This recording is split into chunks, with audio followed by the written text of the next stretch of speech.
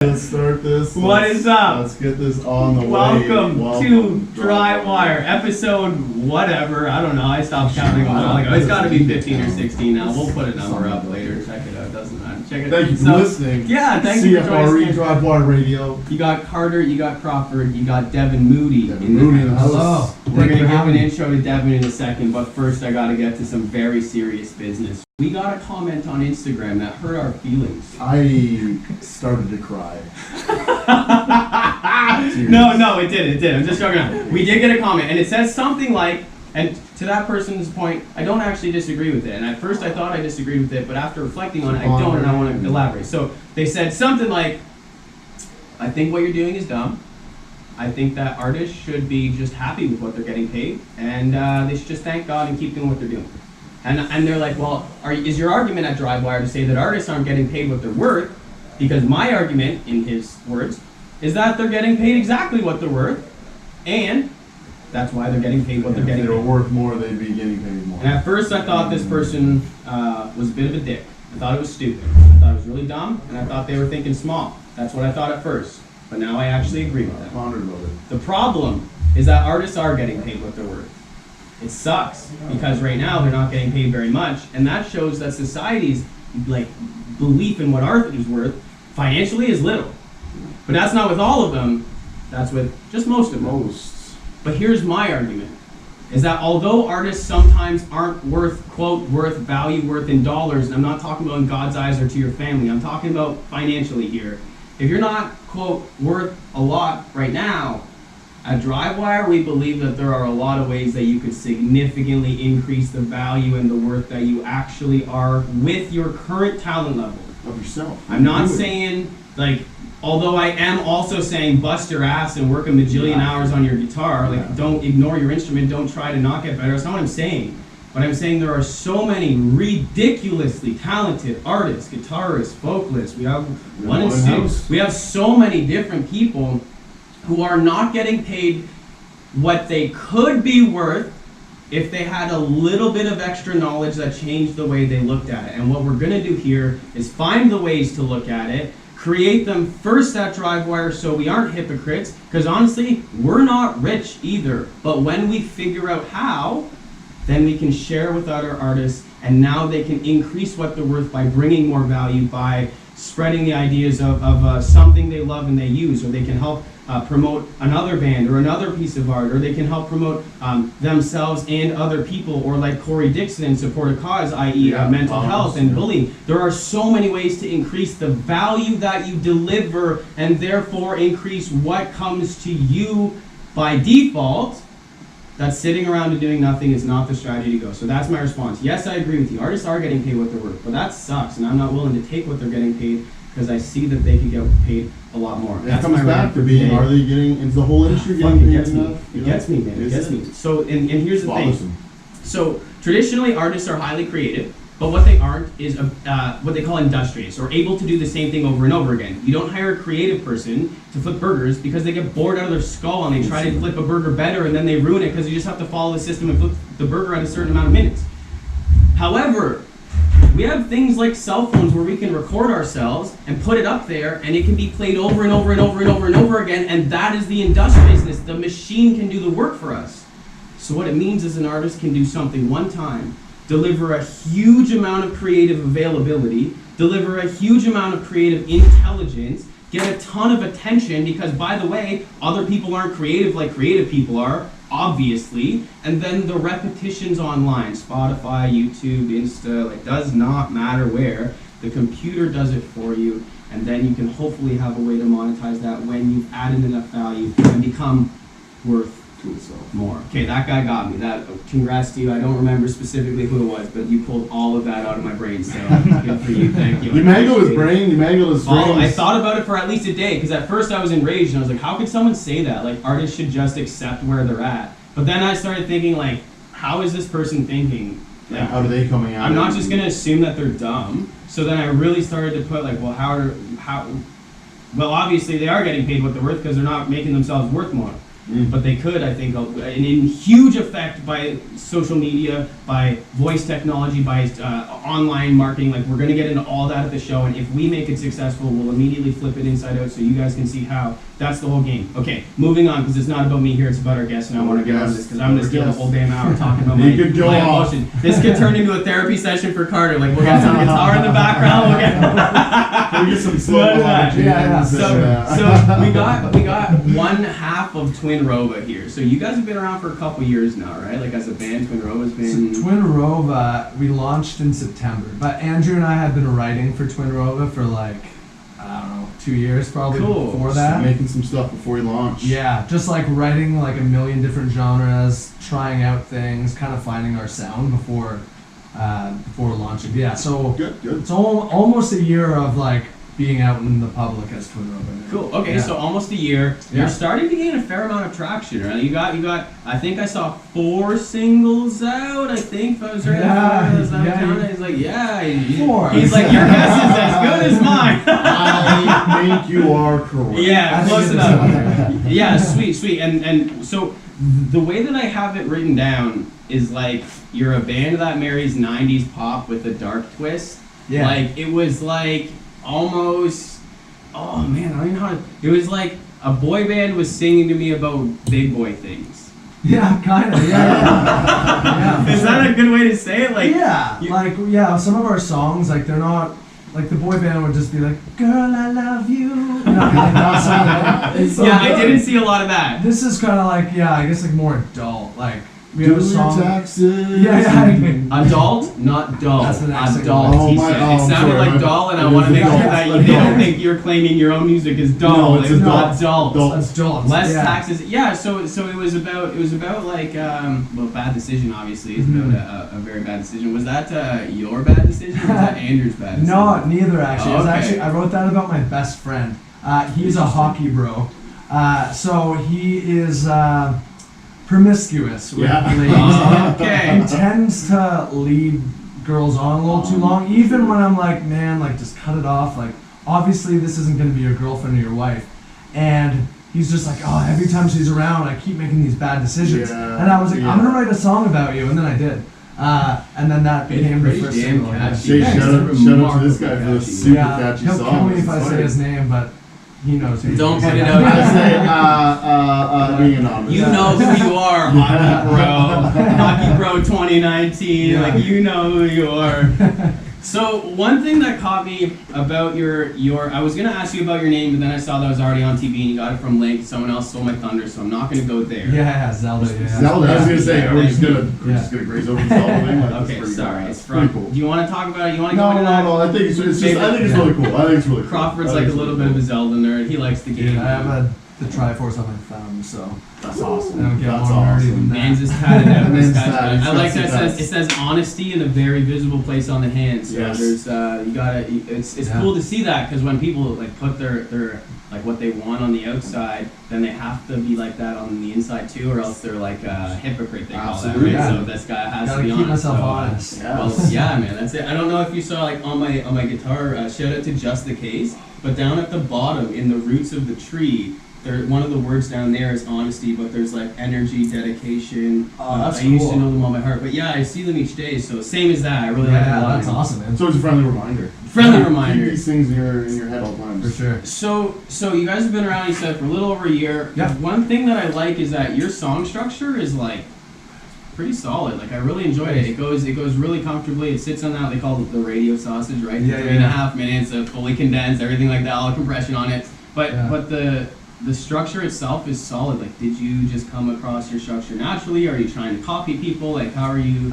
So Andrew and I played in a pop punk band before TWNRVA, and the songs were similar format, like verse, pre-chorus, chorus, verse, pre-chorus, chorus, bridge, chorus. You know what I mean? Like the pop. Your build, your typical pop build. Yeah. So when we started writing for the TWNRVA songs, we were kind of like listening back obviously to the 90s pop stuff and being like, okay, who produced this? And one of our favorite, like, I speak for both of us, one of our favorite producers, his name is Max Martin. Okay. And he basically wrote every 90s hit and like kind of almost every hit still today. So Ariana Grande, like almost all of them, like you said, straight through 90s and 2000s. Yes. Like a ridiculous number of them. And like some people say that he had this formula for pop music, but like there's no formula. It's just like the structure is it's easy to remember because the same parts will come back again. So we kind of took the like Max Martin formula, and yeah, like the songs always end up being about like three and a half minutes, which works out really great for. It's a perfect listenable track. It's like movies. I hate movies when they come out 2.5 hours. A perfect movie to me is an hour 20 to 45. Yeah, you know, like it's. As they say, don't bore us. Don't get bore to us. the chorus. Yeah, right there. You know, don't waste your time with these verses. Yeah, that's the thing. Like sometimes I listen to bands like that are up and coming, and like I'm just like, oh man, you didn't need that. Like like you got to the chorus at like a minute 30. Like where was the intro? Where was the verse one? Yeah, it was almost rushed. Lose people. Yeah. Hey, and that is kind of that is just the difference in creating music, right? We all have a different build. Yeah. Some work, some do not. Exactly. And what you guys have is working. Thank you. We're gonna dig into it because it looks like we're gonna go to our first break here. Okay. Always getting the evil Italian eyes behind me because I can never see it. The nipping is always on it up. So it's I was just before break. It's become a bit of an inside joke where that Dom is this mean producer He's in the the friendliest background. guy in the Yeah, world. and I always like one time they had the speakers. There's speakers out there and you could hear it out there. And he was in the washroom. Like he wasn't even in the room when I was staying when I had to go to break. I was like, Tom's beating you right now to get to break. Like he's saying, no, Tom, no. And we could see him through the clear glass, and his face coming back was just like, what's going on in there, man? Okay, we're coming up with Bad Decisions by TWNRVA and also Desires by Rochelle here on DriveWire. Coming back, we're going to be talking about some bunch of interesting stuff. Not going to tell you what with Devin Moody at TWNRVA. Catch us soon on DriveWire.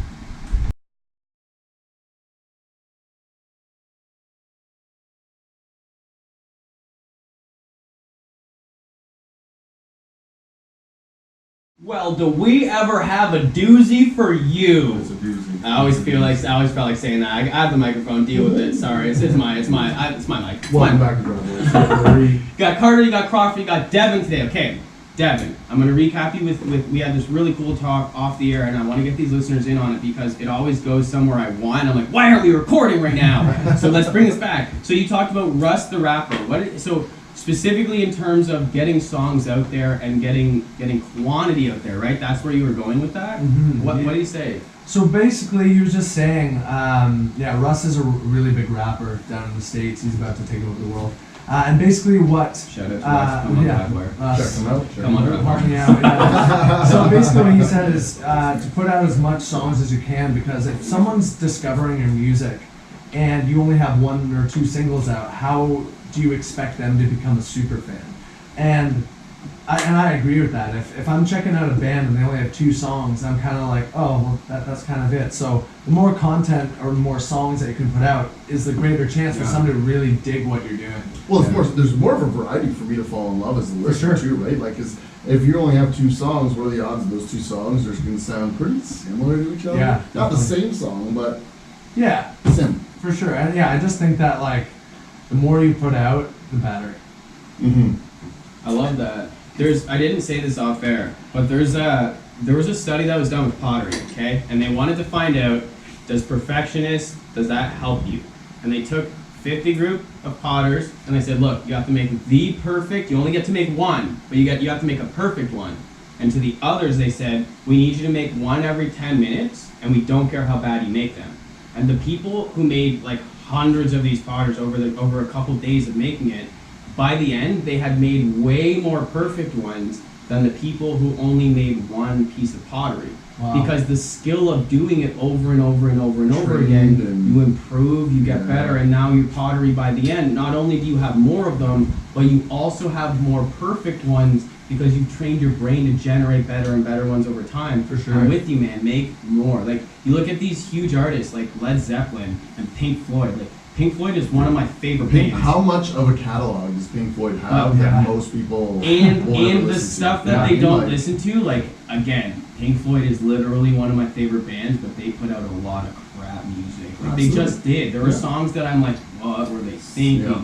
But then there's What were songs they like on? High Hopes. Truly, but there are songs like High Hopes where I've listened to them over and over and over, literally thousands of times, and I still haven't figured the whole thing out. This is really cool. Yeah. But I don't know that they could have gotten High Hopes if they didn't make all the songs that I don't really particularly care for. No, Yeah, it's it's exactly. like you said, practice makes perfect. So it's Mhm. like, yeah, I wouldn't be super stoked putting the first song I ever wrote out on the radio today. You know what I mean? Like that's, but It's like early stuff. writing so many bad songs that like eventually you start like taking advice from people and you're like, oh, okay, like don't do that. Don't so do like this. learn from your mistakes is Yeah. the best way to learn. Yeah, and so if it's worth doing well, it's worth doing poorly at first. For sure. Absolutely. That's one that I've always taken to heart. Like, I sucked at guitar. Like, some people might still say I suck, by the way, but I was so bad for so long. We gotta block that guy. And my parents dealt, like, thank you, Mom and Dad, for just letting me play badly, because I played badly for like 2 years, but I didn't care. I just wanted to play guitar. Like, I just liked it.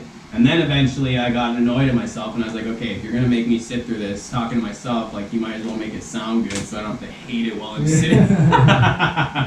I like that, man. Quantity, not over quality, but just pure quantity, and you will get the quality. The quality through just that. comes in I time. like that, man. I like that. Okay, so you got a show coming up Yeah. next Wednesday. Yes, sir. Where's it at? Garden Square in Brampton. Some details. Imagine I was like, I don't know. I actually was counting on you guys. Yeah, maybe tell I me. can get Dom Friend to text me it or something. I don't know. No, yeah, so it's in Garden Square in Brampton, and we're playing with Arcane Ghosts, who I've never actually met or played with, but I know of them. Jason Diaz, their singer, has been around for a long time, and they actually recorded their newest EP with the producer that we've been working with as well. So, Oh, really? Who's that? yeah, Sam Guayana. I thought it was gonna be that guy from Glass Tiger. He's Not come him. up like a million He has times. come up a few times on different episodes. That's Yeah, yeah. that's a relation there. So who is it? Sam? Sam Guayana. Sam Guayana. Yeah, he works out of Room 21 Sound in Toronto. Sweet. Oh, cool. Cool. And yeah, so we did 2 songs with him, and then found out, like, as I checked out Arcane Ghosts, I was like, oh, they recorded with Sam too. Yeah, and it's kind of cool. Like, obviously we're like super pop, but I'm excited because they're kind of like techie Yeah. rock. Like, I think it's gonna be sweet. What songs have they done that I know? Like, I definitely know some. I'm getting shaking hands. We'll talk about next one. Like, oh, this song, yeah, for Yeah, sure. yeah. No, I gotta I hear. So To know it. do you find that your genre, like pop with a dark twist? I really mean it. Like, that's kind of the best way to describe it. Yeah.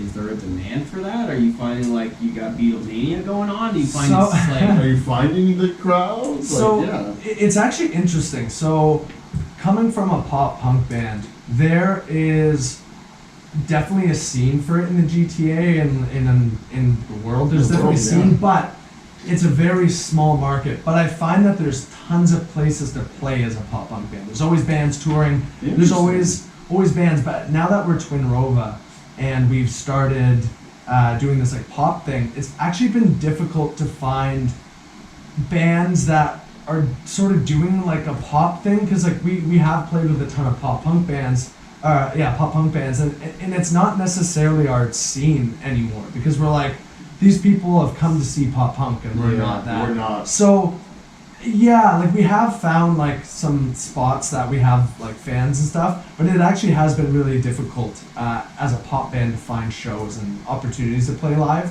which you'd think like pop, everyone like pop Yeah, is like absolutely. Yeah. pop's the way to go. So but it's how have you tough. done that? Yeah, how have you gotten through that? Is there a way that you've just created relationships? How have you gotten yourself the gigs to play, the ability to get yourself out? Yeah, so playing, like starting off kind of playing with like pop punk bands or heavier bands has led opportunities to people that are also in the music community, have come and seen us and be like, hey, you guys would be great for this other show. Yeah. So just like battling through the shows that we are like the ugly duckling on, we played, there's a pop punk band called Bearings. That was our Okay. first show, and it was their CD release. It was like a really big show in Brampton, and there were like hardcore bands on the bill, and we were like, I don't let you This is you know, not like, even our oh man, we're gonna get genre. murdered in this Yeah. like venue, but it actually worked out really well and like led to future shows. So. Yeah, right Yeah. on. I found it's like Not true with everyone. There are some people who only listen to metal. There are some people like that, but there are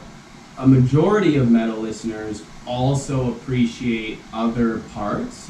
So I don't know if it's cool to just surprise them with a pop song, but I perhaps like it actually has gotten a really good vibe because they just genuinely enjoy the music and it's high energy. And I think like to that point is like we're not metal, and I know like some people like like they subscribe to the one genre. But like I think that they can respect when they see us live, like our musicianship, because they do see that we're like hopping around like keyboard, guitar, bass. We're like jumping doing multiple things. We're moving around. Yeah, it's and never just an in-place show. Yeah, we're a tight band, so I think that they are like it's not my style of music, but like they're good at what they do, Yeah, and like I appreciate them. And that's the way I feel about bands that like maybe I'm not super into that genre. Like even like pop punk, I've kind of grown out of. But when I see like a really tight pop punk band, I'm like. It's not my thing, but like, wow, like they're good at what they do. So I think just as a musician or musicians or music listeners, like just open your mind. Like, might not be your thing, but just like listen to it for what it is. For sure. Appreciate it. Also, for like, ability. sometimes like a show can be really good because of how it looks on stage. Like if you guys have the whole like walk off the earth thing, where I was going to talk to you about being a multi-instrumentalist, and you just brought that on. I think I've seen. On your Insta, I scrolled through. I think I scrolled through the first like 500 pictures or something like that, and it was like there was a ukulele. Yeah. There was an 8-string mandolin. Yeah. There was guitars, piano, keyboard, and the not drums, but like a programmable drum. Machine. Yeah, the machine. Yeah, drum. No, it's specifically called machine. That's what the hardware is called. The machine.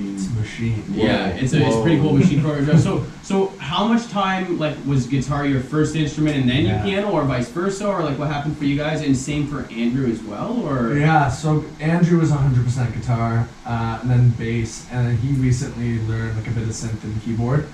For me, for sure, guitar.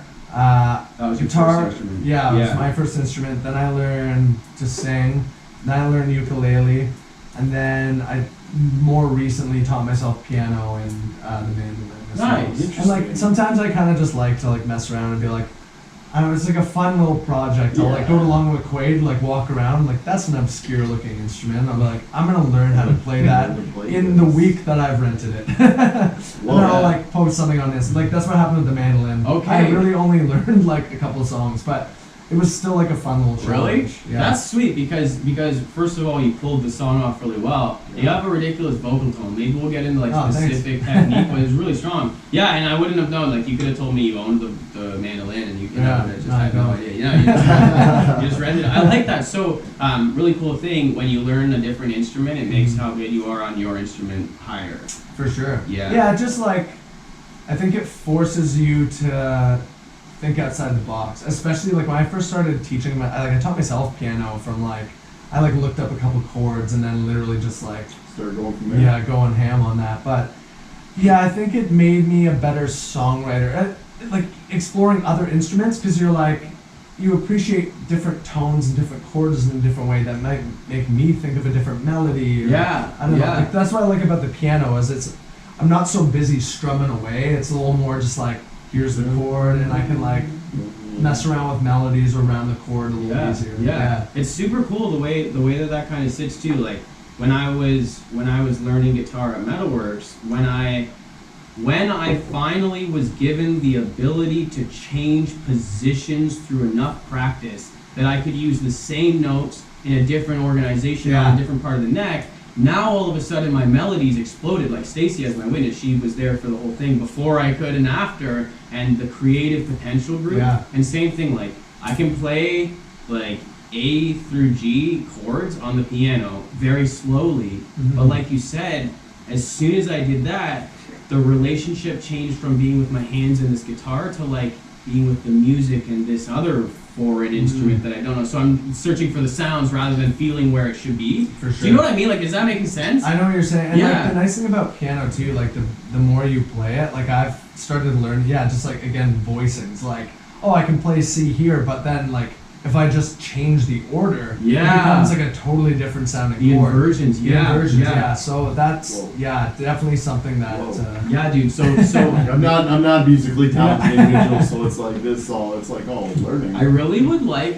I'm just gonna throw this out there, literally while we're on air. I would really like to be able to get a piano or like because he has a guitar in his hand. It would be cool to demonstrate this on air because inversions for a musician who's listening. When you want that cool sound, but you still are sure that it's this chord, you're looking for a different inversion, and that changed my life when someone explained me that. So I don't know if we could get that. I know I'm putting pressure on you guys, but if there's an ability to like play it into the box which goes on it, that'd be pretty cool to be able to do. Just saying, I wish it's just not possible. Dom's like taking his belt off the hip or something like that. I don't know. Here comes the crack of the whip again. Keep in place, boy. Let's not get a keyboard out on here. Why are you asking for such ridiculous stuff? I'm on air nonetheless. No, I'm just messing around. Oh my goodness. So I always like to ask this one. Wait, hold on. How much time do we have before break? Because this I'm gonna ask him for 5-6 minutes. Cool. I got 5-6 minutes. That's tons of time. Craziest story about playing at a bar and or gig for TWNRVA. Is there anything in particular that happened where you just had to deal with some shit? So this TWNRVA's had Yeah, like there's such a smile. This is gonna be a good story. This is a story. Don't get your hopes up. 'Cause, Oh, like, man. So it's kind of funny. Like, luckily so far with TWNRVA, like we've had like really great shows so far, and we haven't honestly we've played under 10 shows as a band. We've been like picking and choosing which Super shows we brand play. It's been a light year, but you're so brand new. Yeah. It's, we're starting light and moving heavy. Yeah, but last Thursday, this was just like a nightmare for me. Like I just like it was a great show. Like I watched videos after. I'm like, okay, the audience didn't notice, but I just had everything that could go wrong went wrong for me Oh, no. last Thursday in Waterloo. We were So open- can we get the nitty gritties What of is- what happened, what is what went the wrong? Because wrong? this like life happens when you're on stage, and obviously you pulled it off, and that's a valuable thing. Yeah, you just gotta power through. So yeah, we were playing at Maxwell's in Waterloo this past Thursday, opening up for a band called Rome's, and we played that song that I was talking to you off air about, the sexual song called Numb, and I'm playing keyboard, and like I'm confident playing the song on keyboard, but my in-ears, we play with like in-ear monitors, Yeah. and my in-ears, like I lost the click track somehow. Oh. And like it's like a part where it's just me and like the click track, and like I fell off singing, and I look over at like the other guys, and they're just like looking at me. I'm like, and like somehow we made it through. Whatever. Next song, I'm like, oh, that was rough. Like so then we're about to play the cover of All That She Wants for the first time live, and I'm like, all right, we're gonna save it right here. The first note I play on the guitar, I like hit this chord and I break a string. I'm like, Oh no. are you kidding me? So then that's going back to inversions. I have to like figure out like how can I play this chord on stage like while we're going. I'm like, yes. I think it's this. I'm like, yeah. So that was like the worst thing that's ever happened to me personally. But the audience didn't notice. They didn't. I mean, they noticed the string. They Well, how can you kinda notice laughed, the break but string? yeah. Yeah. But that was for like TWNRVA probably the worst thing that has ever happened so far, and it wasn't even that bad.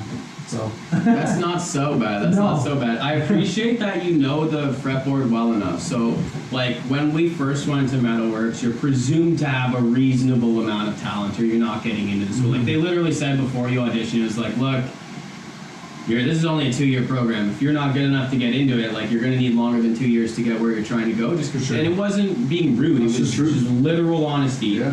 But the first thing they did was they made you learn, they called it 12 6-note songs, and they would be like A flat, and you'd have to go A flat, A flat, A flat, A flat, all the way up the neck and back down each string, and then you would do like, D or whatever. No, but just the knowing it, because most artists who just know the bottom chords, if life breaks a string, game over. I have to stop the show to play to put a string on my guitar right now. yeah. You know what That's not a quick change. No, but being able to either one, be prepared to have a guitar on hand that's already tuned, or better yet, just know the instrument. Dude, I love that, man. Yeah. Good for you. Yeah. Flew through it. The crowd didn't notice, which is the golden. That's the golden rule. Yeah. That's the golden rule. That's what I'm telling myself they didn't notice. Hopefully. Yeah, that's nobody did. I went to Rock the Park in 2016 when Slash was there, and he broke a string, and I thought it was the coolest thing in the world.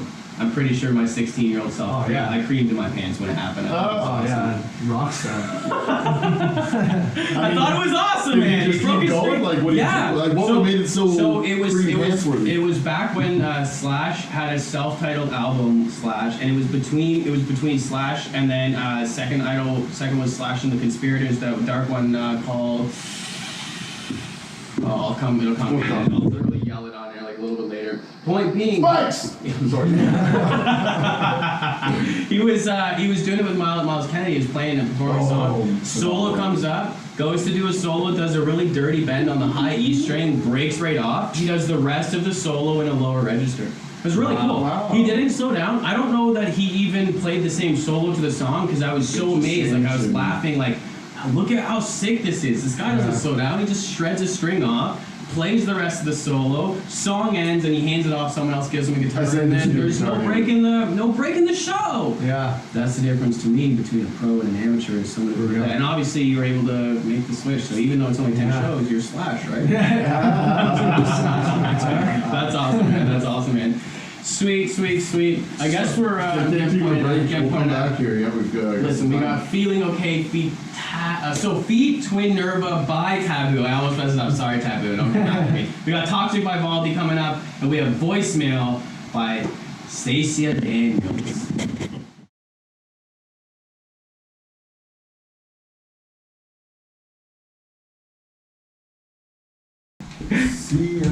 Great way to end the first one. We're gonna sing it in. We're gonna sing it in. Every Say it so quiet, and the whole it's just like you whole- suck out my energy. I'm like, dude, say it loud. CFRE DriveWire Radio. Okay, hopefully there's compression on that so your audience doesn't get crushed. Listen, so I was talking to Devin on the way between the cars and the place, and I was telling him what we're working on here and how we're actually managing supporting ourselves. And what we're doing is we're finding you guys, being the audience, not only strategies on how to win, but things that help you win. And we were talking with Devin, and he said specifically that he had a really cool item that helped him musically that actually isn't musical. So I'm going to ask him about it, man. What was the thing, that section of things? Yeah, so the thing that really helps me as a vocalist is, obviously like playing shows and stuff can be very taxing, especially when you're on tour. And I found this tea by Traditional Medicinals. And they make this tea called Throat Coat, and it's full of just all the things that are good for your vocal cords and your throat. So if you're sick, if you are like run down from singing raspy, you drink this tea, you stay quiet for a little bit, it will change your voice. So do you actually think it works? 100%. Yeah. So can you? Did anything like do you have a story about it? Like, is this actually like I don't want to things that are for shows. Yeah. Like, so this was about, I think it was like June 19th. We played this acoustic show, which is very different for TWNRVA. We're a very like full band sound. So we did this stripped down acoustic show. And I got strep throat 2 days before the show. No. Yeah. So obviously, like, if it were full band, I could maybe just like power through it and like let Andrew sing a bit more. Yeah. But this is like very stripped down. Like my voice has to be pristine. So I got on antibiotics like the day before the show, and then just started chugging Throat Coat like nonstop. And I was able to get through the set. Like, I watched videos after and saw how it sounded, and I was like, wow. Sounded awesome. I actually got through the set. It felt awful the entire time I was up there. I had like a fever. But like, my voice came through properly, and Did it hurt? Yes. You're still in pain? Yeah, and every time, like as soon as I take a sip of water, it would just go like, and like it was dry. And I was like, oh man. So throat coat helps. Rough. Throat coat is That's amazing. Cool. Yeah, That's cool. So, but it didn't help the pain though. It just helped you sound better. Yeah, I mean, tea and like honey and that kind of stuff does help like the pain a little bit, but yeah, like singing with strep throat is a Yeah, thing. no, it's definitely something. I've had strep before, and it does not sound like a fun time. So you're a damn champion, that's for sure. Yeah, the show must go on. The as show, they say. well, listen, and it takes a bit of a stoic personality. Someone who's like, okay, this sucks, but I'm going through it, like to be able to power Yeah, through. Like I just hate when bands cancel. Dude, you can't. Like unless it's like you can't. you can't like Unless the it's your doctor birthday, says, right, yeah. Andrew? Or you can't like get over, or you can't get over the border, you know? Yeah, or like even if like if you were told by a doctor, hey, don't sing, it's gonna. I get that. Yeah. But when Like it's Brian just- Johnson's ears, that's one that I don't know. It's been Yeah. like 40 years this year for Back in Black. It seems like a kind of year they might do a tour, but the doctor told him last year that if he sings again, you're going to lose your hearing. But see, Yeah, I don't get why he doesn't like. Okay, I'm not a doctor. I don't know ears like No, as well as true, a doctor. yeah. But I feel like you could put in a strong enough like earplug that might tone it down enough that maybe that alters his sound and he's not going to be AC/DC anymore if he's wearing earplugs because like it's not the same vibe. I get that, but You're 70, maybe he you could know? probably You're like ACDC. Cut the guy a break. Yeah, exactly. Listen, like- yeah, he's definitely been like he's a rock legend. I'm not Yeah, sure if I'm not sure. Besides, I'm wondering if he wanted to do it, if he could cover them in a way that wouldn't damage them. Anyways, For sure, yeah. we have you sitting here with your guitar, and I'm just talking to you about Brian Johnson. So let's get this guy going. So he's going to do an in-studio performance acoustically of Bad Decisions. So we're bringing that up right about now. We got mic 3 and 4 there, Dom, for the man on the microphones. All right. Yeah, you can take it away whenever you want. This is one half of Twin Rova, my man Devin Moody hitting Bad Decisions. Let's see what happens. Girl, what I can't give to you is never enough. Never made a promise that you can break. Why can't we have some fun without falling apart? Maybe I should have told you not to restore. I thought this relationship was really physical.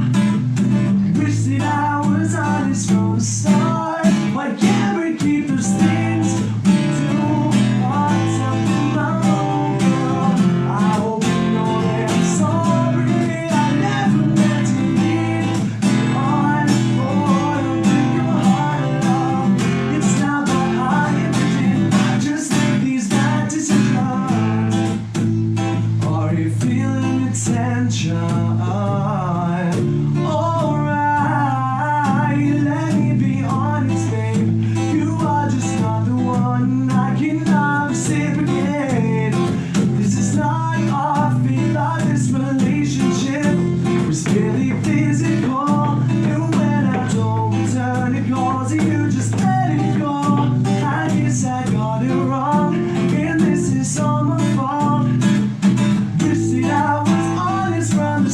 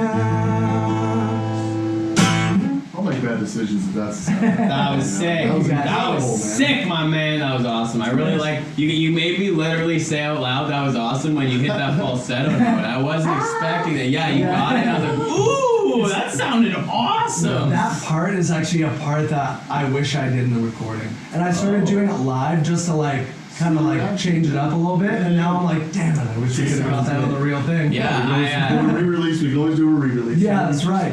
yeah, that's it. That's it. Do it for like a 3-year anniversary or something. I don't know. Release it with Sound Drive and DriveWire. Or I don't know. Just saying. I don't know. DriveWire exclusive. I don't control that. One note difference. Yeah, that's it. What's different about the DriveWire performance, man? You did this little thing. It's just like one falsetto part. That's It's it. awesome. And the rest song is exactly the same. We'll resubmit it through Factor in SoCan. And then okay. I have a couple more questions for you, and then we got to finish this bad boy. So our listeners, I've been taking up too much of their time. I've been going hours over. Dom and Fran are like, dude, we got to eat sometime. Like, get out of here. So not too much longer. Okay. We've noticed that it looks like both you and Andrew and TWNRVA invest in yourselves a lot. Would you say that's accurate? Like investing how? So like, what I've noticed is like you actually have you have really high content quality. That's for start. Yeah. Like 4 or 5 videos out and 4 or 5 rocking videos, and each, you know what I mean. Each one is well solid. produced, like Yeah. quality. But also like good at your instrument. Like you can hear each part, you can hear different parts of it. Even on your Instagrams where probably you don't have a professional mic, it's just a phone on a stand. Yeah. You can actually hear each part. Like I connected it to a Bluetooth, I got it in my professional headphones to hear it cleaner, and like it's solid, like there's structure to it. yeah. Was there like were you actively trying to gain those skills, or did you just try and get better and they came naturally? Like how did that work? Yeah, so like for like recording and yeah, content stuff, it took a while to kind of figure that out. Yeah. Andrew actually has like a home studio as well, and he's getting on better and better. And even I have like a tiny little home studio as well. And practicing that really helps. And yeah, just doing it, but yeah, like that's the thing. We've always told ourselves like we're not gonna put out something that's mediocre just to have content. We've always said like, let's pump out good stuff. So before we launched the band, we stockpiled social media content for forever, and we're doing that right now while we work on new music. So then when new music drops, like We got stuff to post. we have with, stuff to post yeah. and promote. So That's a huge idea. Yeah, like and huge. you're prepared for what kind of things are you posting as bands? Is it just musical stuff? Is it here's who Andrew and Devin are? Like what are you finding gets the most response from fans? So it's interesting because when we first launched, we were very like, let's just post content, music, like us doing stuff. But then over time, we realized that like people weren't reacting as much as they were off the bat. So I do think that there has to be that human element where it's like, yeah, like do a live video at practice. Like we kind of do that, or obviously like posting content, letting people know what you're up to and showing your talent is important as well. But I think like, yeah, just taking Instagram, it doesn't have to be on your Instagram grid or your Facebook post, but like do a story of you guys just being idiots and being friends, and like kind of showing that like human side and showing like the climb up to the top. I think makes super fans, as opposed to you just like here's like support my band, support me. Yeah, So I think like that. being human and like obviously like you saw the thing I tagged you guys in earlier. Oh my God. Like Having a sense of I'm humor. a weird dude, Yes. so like I think being a weird guy like can be It's a good beneficial. thing. Yeah, Hell yeah, man. exactly. Hell yeah. I love that you said be human. Like one thing that Crawford and I are talking about is we want to discover these abilities to help artists get paid and find artists who are already doing it so that we can take that on. Yes, everything we already talked about today. But also, we really want to find a way so that people can get to know who we are so that they know that we're genuine in the act. And that's so huge, is to let people in on that. By the way, we're thinking about doing Chell for charity. Let us know if this is a good idea. NHL 2020, if you want to sponsor it, check us out. Listen, we're looking for sponsors, EA Sports. I'm not joking. If you want to check it out, I mean, DriveWire Radio. Message us on Insta. Message us at DriveWire Sound Drive Records. Like, We'll look, sell we're gonna copies. do it for charity. Crawford's going down. We're gonna donate to my charity instead of his. Probably gonna be a small amount, but it's just gonna be us chirping each other's moms and freaking playing shell, so that having a fun people can time. see who we are. Yes. It's not even related to what we're doing, but it does let them into something that we do every day. It's not anyway. related to what we're doing, but it's super relatable to who they are. To who we are. Yeah, and I love that you said be human. Stockpiling, so okay, here's something that happened, I think today or yesterday? Yesterday, on the way, no, I don't know, I honestly don't know. We were talking, and I think it was today, I sang a song about coming and interviewing you Yeah. in the car, okay? And we were Just like, after, dude, I Just started vocals. singing bars, and within one bar, both of these guys started like snapping in the car, and I sang it, and it rhymed, and I had full 16 bars of song, and I was like, why didn't we record that? Yeah. So how do you catch everything on video? Like, obviously some you don't catch, like, were you just recording all the time and like snip it, keep it? That, like, Yeah. how did you stockpile? What did you do? So for like stockpiling, we really stockpiled like we did like a million photo shoots. We did like Andrew, I spent a lot of time on those little like Instagram covers.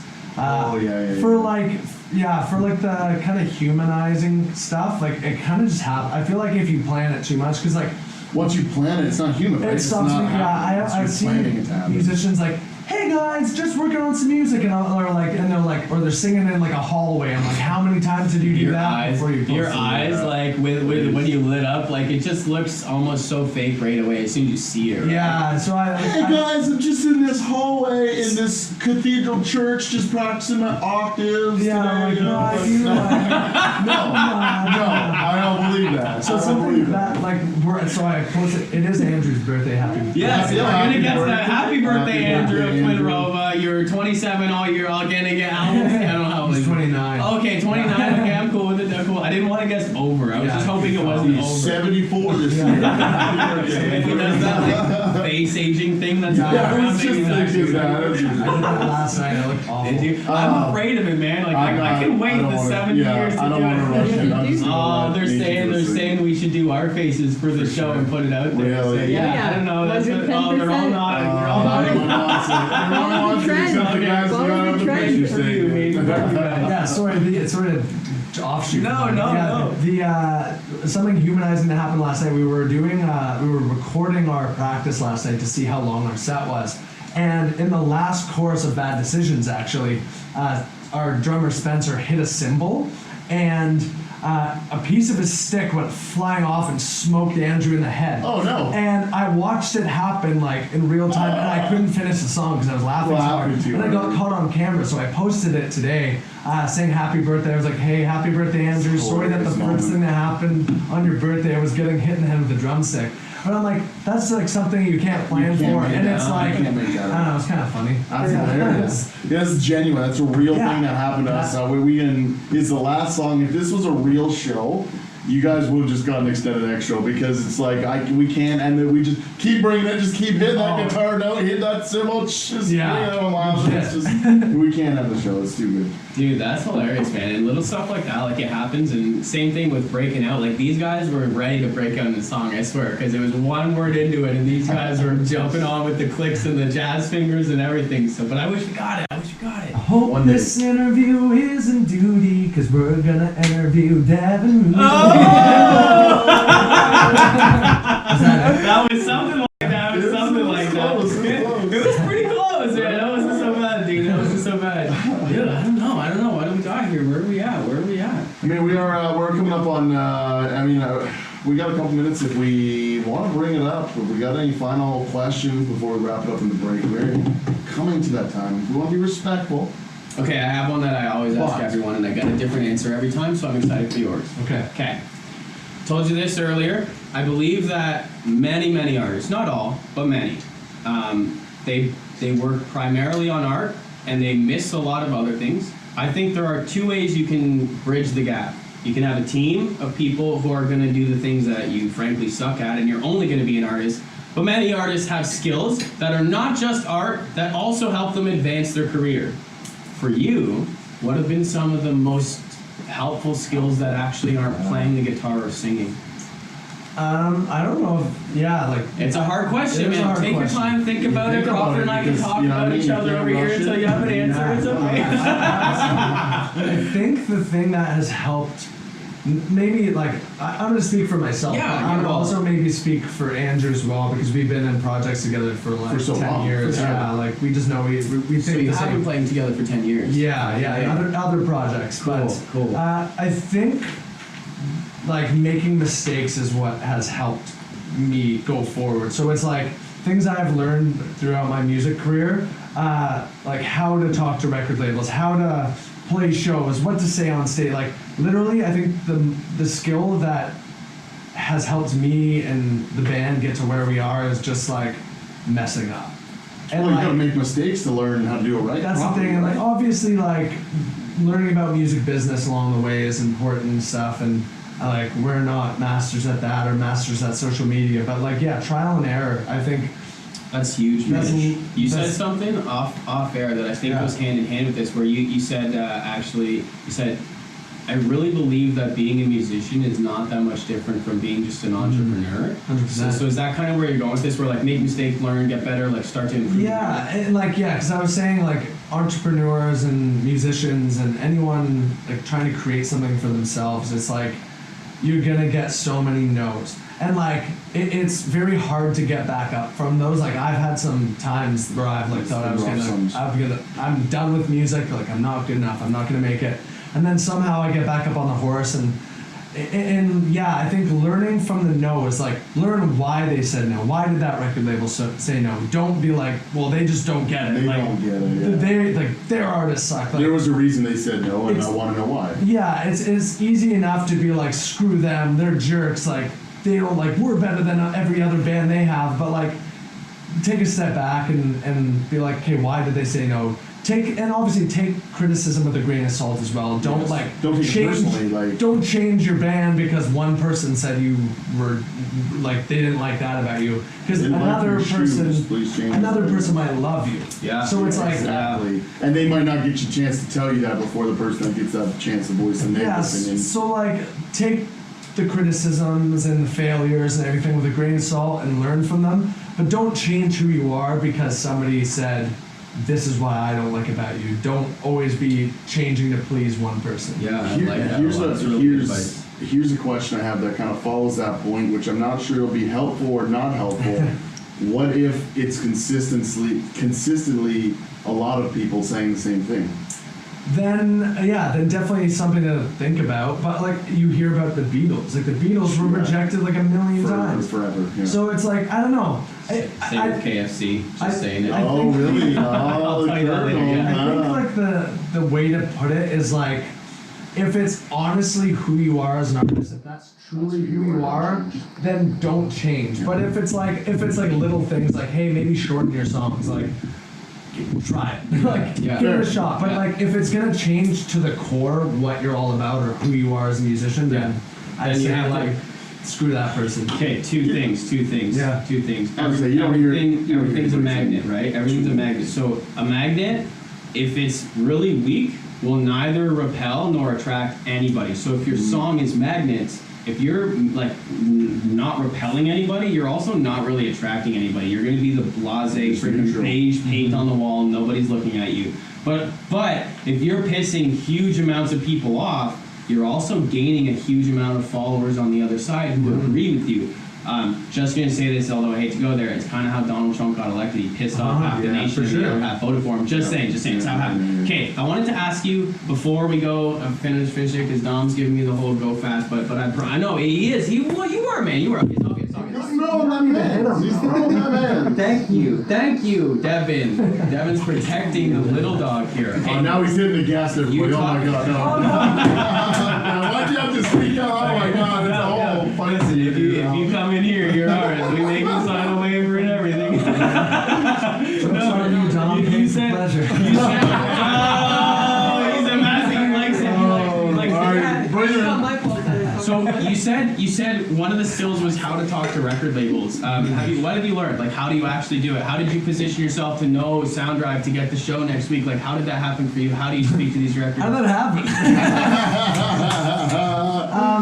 I think honestly, like, in my experience, you can't chase them. I feel like chasing them, like, and they say the same thing. It's like, labels want to see you working hard. They don't want to just like come in and do all the work. So it's like, work hard on your own, like put music out, try and build a fan base on your own, and then those people will start knocking when the time is right. I mean, obviously there are points where people like just have a great song and the labels are like, this is awesome. Yeah. But like that's few and far between. So I think just like you gotta do most of the work yourself, and then the labels Keep come. pushing, yeah. But I feel like it might turn a label off to, you know, to have somebody be like, hey, I'm the best band, check this out. You know what I mean? Like, I don't think they want that Yeah, either. really good. You should sign me. Yeah. I always said to Dom, if I ever had to send in like something for a radio director to listen to, I would write on it in huge letters, do not listen, this is garbage, because the reverse psychology. I feel like I would do that. I would just put this You gotta music and try. shit and just send it in, and I think it would open. I really think it would get open. Okay, we're finally going to this music break. We got All That She Wants by TWNRVA coming up,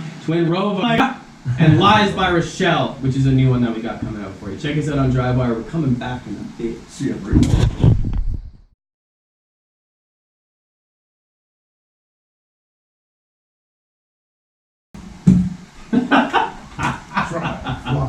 I feel like it's turning into my job to push Dom to his limits on everything and just see how far I can get with it. Where is the It's break? gonna become an inside joke with this. Check Dom. out It's DriveWire gotta YouTube. end up being. Yeah, It's check gonna out be a video. check out all the crazy antics I get up to with Dom The because day Dom snaps, it might happen. It might oh, happen. it's sooner than later, man. It's gonna be like episode maybe 20, maybe Maybe 30, we'll see. This might turn into a prank channel faster than we can go. I don't know. It's gonna get pretty brutal. I feel it in the future, man. Dom, it's all good. I love you, buddy. It's all good. He's good. Don't worry. Credit where credit's due. Dom knows his shit. He knows his shit.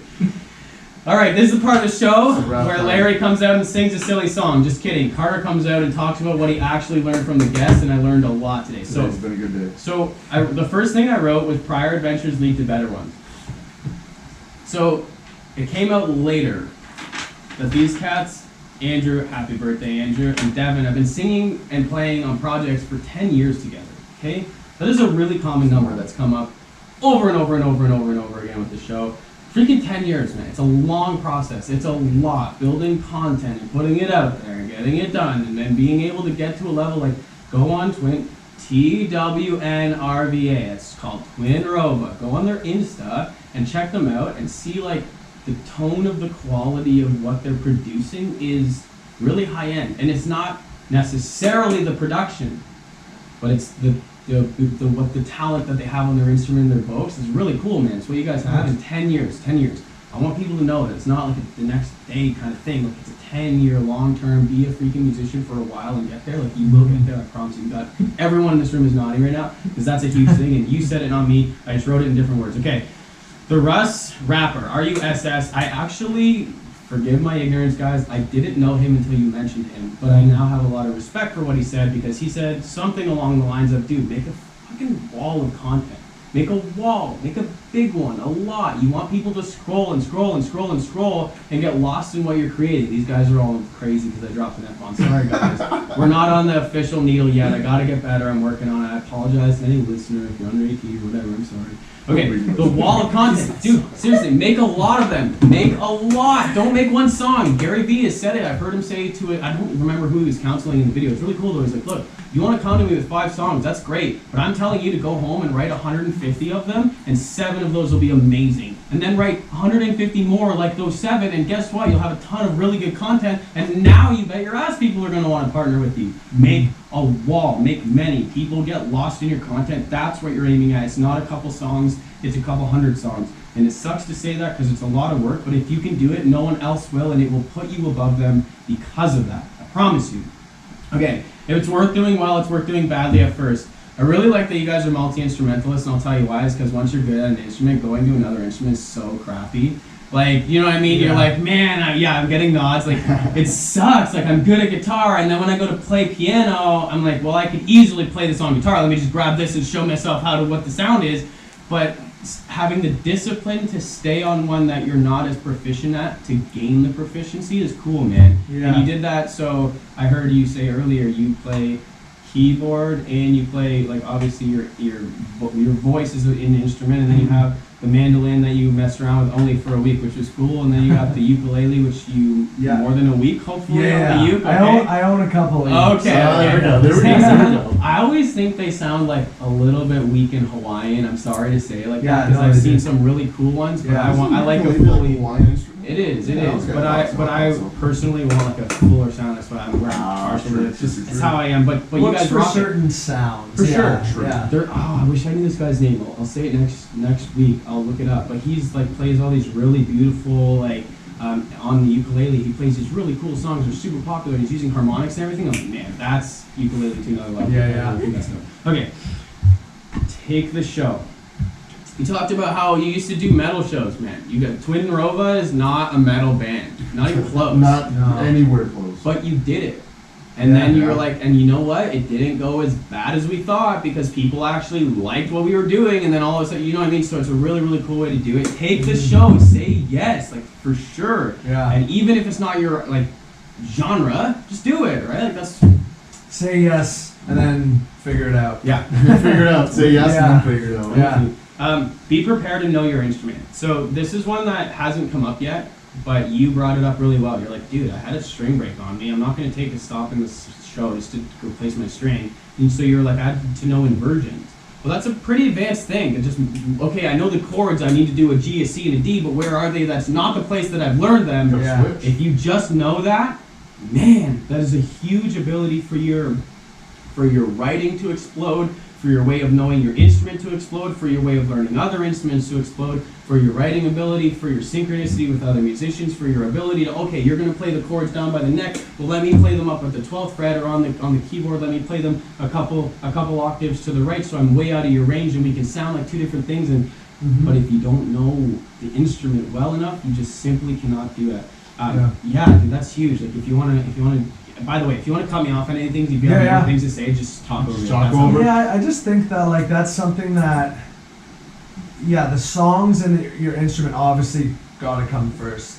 Like you can social media and be this like marketing guru, but like at the end of the day, like you wanna be able to play live, and if something goes wrong live, you don't want to be like, sorry, God. Like that's one of my biggest pet peeves is people are like, hey, sorry, I gotta start this song again. I forgot the word. It's like the audience doesn't know. Yeah. Like just keep going because chances are like obviously like when it happened when my string broke I was like having an anxiety attack on stage and trying to like look cool and keep it together, but like I don't know, just be prepared for the worst because you don't want to look like it's very amateur to have to stop the It's show. extremely amateur. Yeah, and Yeah. the fact that you did it is really cool. And this is gonna happen, man. Like try it, play it in different ways. Like try one of the things they told us at Metalworks is like, oh great, you can play it cool. I need you to go into your room and turn your lights off and stand in the middle of the room and play on one foot and jump up and down with your eyes closed and play the Yeah. song.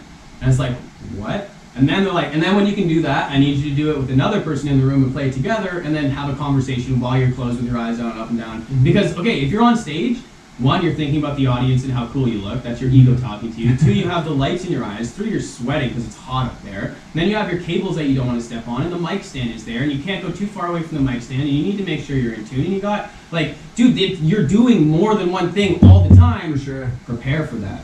Turn off the lights and play it with your eyes closed. Try and have a conversation. We used to play the distraction game with alcohol. I'm not recommending you do this, but you can do it without alcohol just as easily. But it would be, Devin and I are playing the same song, and we're talking, and the first person to mess up because we're talking at the same time has to take a shot. Nice. I can maybe- see how that game is all benefit. Right? Yeah. It's all no only negatives positive to it, yeah. movements in that sense. Listen. 2-6 is empty. We're playing flawless Led Zeppelin by the end. Is the lights up? I don't know. My eyes are just closed. Shout out to my brother Luicho, man. He's down in Mexico right now, but that guy and I, we definitely we played that game a lot, and we really got better at being able. Eventually, the conversations got deep, and we were telling each other things about ourselves, and like we were bonding as bros while we were jamming. Yeah. That added another level to me. So be able to do that and adapt.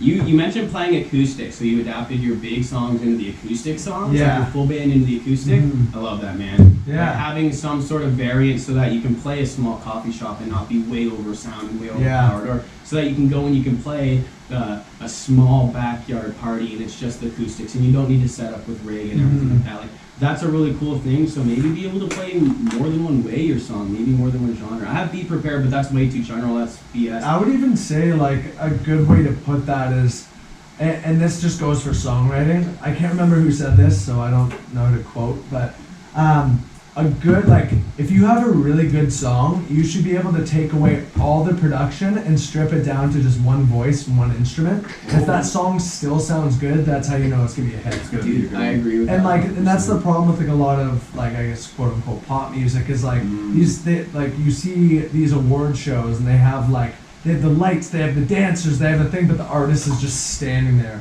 distracting from like how mediocre the actual song and artist is, but like what a spectacle to see. It's the show. So I mean, if you have both, Yeah, you're sold. like, then you're gonna be golden. You're golden. Yeah, I love that. So at Metalworks, Craig Titus always talk. He's the headmaster's schools. He's the top cheese. That he doesn't own it, but he runs it. He's an absolutely ridiculous musician. I have nothing but respect for the guy. And he said, write songs with triads. So a very basic major, minor, diminished chord. Don't add the seventh note, which is the fourth note in a chord to make it more complex. Don't write none of that stuff. Write the chords in their triad, most basic broken down version, and write the melody. And then when you want to add in, you know, your bridge percussion and your strings and your violins and extra inversions and change around the inversions and get all that later, because it really needs to be your chords and your melody. That's the structure and that's the structure, and that never changes. And if it's not good, it's not good. Like putting lipstick on a pig is still a pig. Like it's still a pig. You can't EQ a wig or man, I'm staying way away from that one, man. I'm staying way away from that one. Way away from that one. We can cut that, right? Keeping it. Just kidding.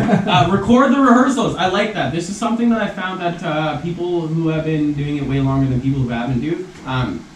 You record your rehearsal time, so you know how long the entire set is. So when you need to do a 30-minute set and be respectful of the next band because they're coming on 40 minutes, you have 10 minutes to break down. You don't want to play for 38 minutes. Because now you have only 2 minutes to break off, or else I'm taking the next band's song and I'm not going to get invited back. I love that you have a time, man. It's so crucial. It's such an easy thing too. Like, put up your phone and time it. Even our songs are always the same length because we play to click tracks. We have like backing tracks and stuff like that. So but it's just like we time like even like talking. It's like how long do we have to talk in between songs? Yeah, sometimes this many bars exactly. Yeah, and that's just it is a good thing to do. Just cool. Again, respect Keeps everything on track. It's everything's respectful. moving. Yeah. It's also just like it's professional. Yeah. Know your act inside and out. Yeah. Like if you have to cut something, be like, hey, this is the move. If they're like cut a song, we're already prepared. We're not talking about it on stage. It's already good to go. So, I love that, man. So that's a huge one. With record the time, rehearsals for the time, the click track, having it down, that's awesome. The next thing I have is just 10 years. I literally just wrote 10 years, but the whole point is like, dude, it takes a lot longer than this one. I touched that earlier, so I'm just gonna skip that one for the sake of time. Okay, know how to talk to record Dom, labels. no! I'm kidding. I slapped my own. Man, I love it. I'm gonna bring in I'm gonna record like scream noises or something. Like, I want that to be a big joke. Laugh different. Oh my god. Yo, Petey, put the body in the car. Oh man, Italians. Thank you.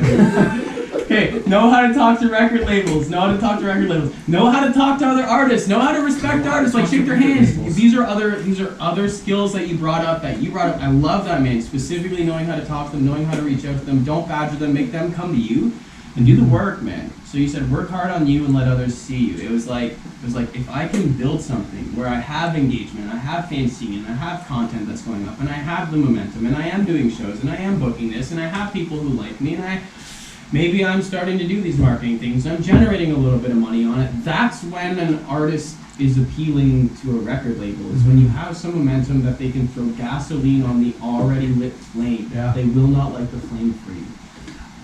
To add to that, I would say like when you're talking to record labels and talking to artists and stuff, being nice, and like I guess another way of putting that is humble. Like being humble and not being like I don't know. There's an arrogance that like me and Andrew have both run into playing with bands like big and small. That like some people just have this like they're the best. They like we don't talk to like the opening bands. It's just like yeah, man, come on. Please get over yourself. That opening band might be like headlining like a stadium, and you're gonna be like too good for them. Yeah. Do you remember when that band was a jerk to like I don't know. Yeah. Just it be matters, nice. man. It matters. And one thing that has happened when we had Paul Sanderson on, he said something along the same lines, but he was like, look, and I'm sure from his point of view, he knows this very well. He's like, the industry is a lot smaller than most people. Like, it's very little. Everyone knows each other. So if we're being an asshole, doesn't matter if you're like a huge band, I don't care who you are, then other bands very quickly are going to find out that that's not somebody you want to do,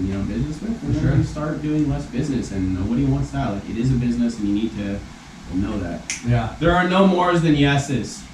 Dude, this is one that is near and dear to my heart. Life is going to kick you in the face, man. It's going to be hard. There's going to be stuff that sucks, dude. There are more no's than yeses. You're going to get way more no's. People are going to think you're dumb or stupid or don't want to like you, but guess what? There's enough yeses if you persist to make a huge both living and career out of this. It's the way that it happens, but go through the no's. You said something cool. You said you have to ask yourself why you failed. Yeah, I just love like that, man. I love hold that yourself so much. accountable. If like a record label or a booking agent or another band is saying no to you for like opening up or whatever, it's like find out why and then like assess it. Like, do I need to work on something? Like maybe it's my approach, maybe it's my music, maybe it's something. But yeah, just I think like obviously we talked about this earlier. Like take it with a grain of salt, but also like consider what they're saying because like every opinion matters. Absolutely. Like, yeah.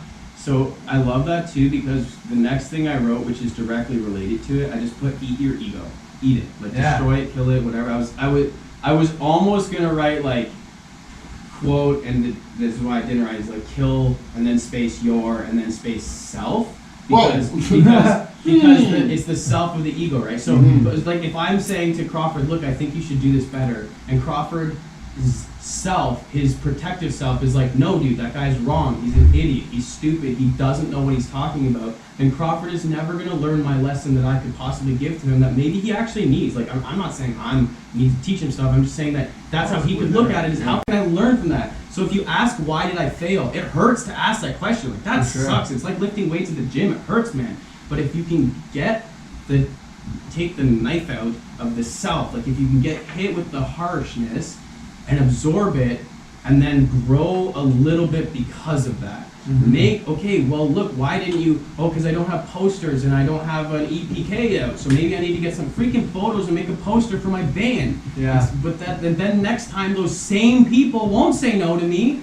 Like, but if you don't learn it, then you're constantly going to be hitting the same walls, and that really sucks. So ask why you failed and kill the ego, kill that part that's telling you like the other people are wrong, because I don't know, probably they're not all dumb. Like For sure. I really agree with that, man. I like that you asked those questions. It's Yeah, so like I feel like ego is such a like I can this for sure I can speak on behalf of Andrew and I about like we are obviously confident in our musical abilities and our performances and like what we're doing. We're really super confident in it. But like it's sort of it's weird to say, but like I get uncomfortable when like people are like, you are like such a good singer. I'm just like, oh yeah, okay, like I'm just like I don't know. I hate when people are just like dang. So I'm like like they come up to you like that, like whoa, you're so sick. Like it's thank like you. other bands have like kind of been like that to us like recently, just been like, yo, you guys are so good, blah blah blah. And I'm just like I was like, thank you, I appreciate that, but like I don't want to agree necessarily. Yeah. We're not done yet. Just We're not humble, kill the ego. Yeah. You're just a musician. Like you're just a dude. Like I don't know. Thank you so much. I agree with that. Like we again, I swear that I mentioned Luis twice in this, but Luis and I had this conversation once where if you go to a party as a metalwork student or as any professional studio student or any musician who's relatively good, like comparing yourself. I'm a guitarist, so if I'm comparing myself to like Satriani, Steve Vai, like these amazing 50 more year old guitarists who have been playing for way longer than I've even been alive, like comparing myself to them, that's how I see myself. So I see myself as good but on a journey to get better. And then if someone comes up and says, hey, something like, holy crap, you're amazing, like all this stuff. It's like, thank you in a weird way, but also it shows your borderline ignorance for not knowing music on the level I do, because I know how good I could be, and I see where I'm at, and I wish I was there, but I'm not. So it's conflicting, isn't it? It's weird. But I wonder if like those people feel the same way too. Like Steve Vai is like, I mean, obviously he knows He knows Steve how Vai, to but be a like, player. but he's probably like, I don't know. I think that musicians that have like a long career are like the ones that never, like, they don't get comfortable. They're like, all right, like They're I'm just like always- I'm the best at this. I'm gonna explore this Like, how can I new get genre into it? maybe, and like throw myself into the fire and then like mix that. I don't know. You know what I'm saying? No, 100%. right? Like, it was a guy named Joel Benoit. He's a friend of Stace and mine. You know Joel? I know Joel. Sweet. Yeah, Joel's I've met him awesome. sometimes. He's a great guy, Years. but he said something to me and it really put it in perspective. He's like, look, man, those people that you're judging yourself based on, those like quote unquote like ideal judges, they look at themselves as just being along the journey, and they're either less or more far along it than you are, and it comes down to dedication, how many hours a day, etc., etc. But yeah, like I bet you Guthrie Govan is still trying to get better at something, because if you're not improving, you're dying. It's a law of the universe. If you don't get to stay still, sorry. Yeah. Like it just isn't. It's not real. It's a fake idea. So yeah, man, I'm 100% down. And it put a lot of calm on me too. I was no longer trying to be them. I was just able to be me and start to actually For sure. improve what I like. Enjoy who you are. Man, and it just helps be a lot. It happy. helps a lot. So I'm with you. It is kind of weird. But Yeah. asking why you fail, man, holy crap, that is huge. If you can get through the pain of that, Yeah. man, I promise that's where the gold is. It sucks to say, but it's true. Like that's where it's at. Are you gonna wait for that? Okay, man, this is the last part. Work hard on you and let others see you. Work hard on you and let others see you. That's when a band is going to be interested from more than one record label. It won't just be one. It'll be an avalanche of them, and they'll all be fighting to talk to you. Is when you're working really, really hard, and you have, yes, I have a wall of content, and I have engagements, and I'm paying attention, I'm booking gigs, and that's when you have this things for people to do. Magically, people who want to do them for you will show up, and that's where to go. So, man, this has been What a chat. a hell of a conversation. It's been great. The song yes. on the way up here was The Good Omen. It went perfectly, and so did the conversation. So this has been TWNRVA, Devin Moody, It's been one member. Yeah. just one of Just yous, one. just One one of of you. yous. One Happy of the two, birthday, right? Andrew. Just Rova. Just Rova. This is just Rova. Ben's not here. Listen, Okay, happy 29th to Andrew Falcao. Up to another. It's a cool ass last name, by the way. Yeah. I think that's sweet. Happy birthday to him, dude. Thank you so much. You are officially a friend of DriveWire. Thank you for helping us get one step forward. Check us out next week at the Garden Square in Brampton. Yeah. What's the time for doors? Do you guys know what time doors? 7 p.m. music starts. 7 p.m. Yeah. music starts. Get there at 6:30. It's an all ages event, right? Yeah. Are we on at 7:30 or 7? You're on second, so 8.